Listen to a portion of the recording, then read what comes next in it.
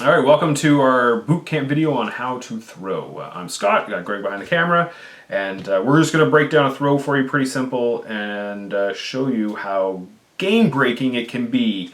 We're hoping there may be an errata later on where they might make it a little more random, because we feel like throws might be a little broken right now. So come on down to the table and we'll take you through this little throw we're going to do here.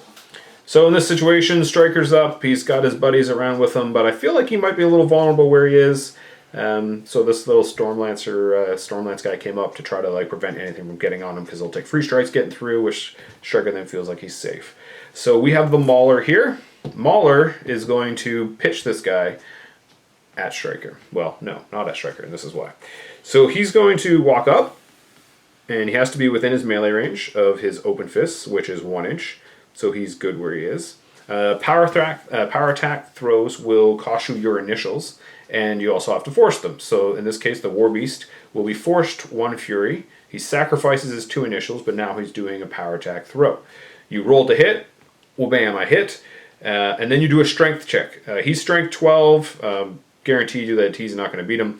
He's got 2 open fists, so he gets to roll 2 dice on the strength test. He would roll 1, you add the 2 together. As long as he ties, as long as the attacker ties or exceeds his strength check, he passes and the throw goes off.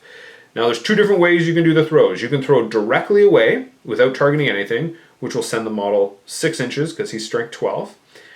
You can target a model and throw and roll to hit, and if you do that and miss, it will deviate D3 inches. Or you can target a model further away than your target that you want to hit, and it will go to the max distance to hit him and then stop. So in this case, he can throw 6 inches, which is right where Striker is, but I don't want to target Striker because he's def 16. I need a 10 to hit, even though I can boost. I still don't like those numbers.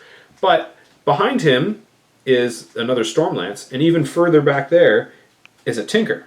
Way back there, totally out of my throw range. But the Mauler's pretty smart.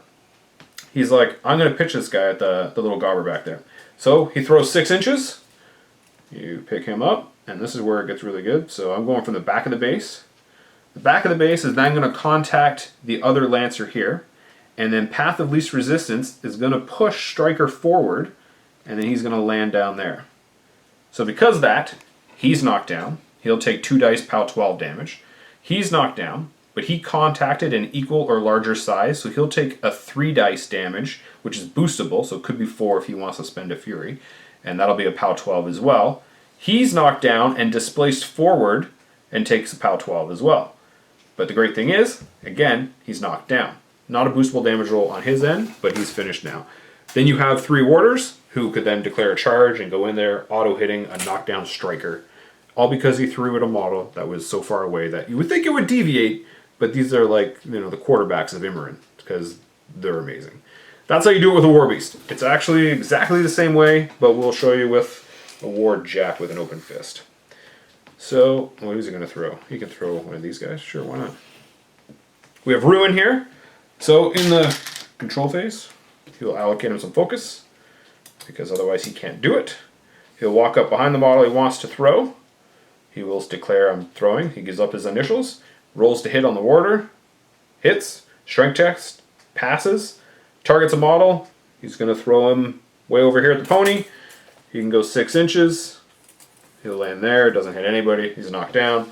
Then he's got 2 extra focus where he could buy attacks if he wanted to, but there's nothing around to attack unless these other warders who are not on his team.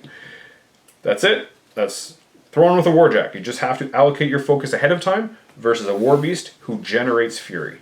But otherwise the mechanic is exactly the same. So the other thing about throws that you should know is that a medium base model cannot throw a large base model. It can only work the other way around. A large can throw medium and smalls, or a huge can throw large and all the way down. Huge base models can't be thrown at all. Thanks for watching our bootcamp video on throws.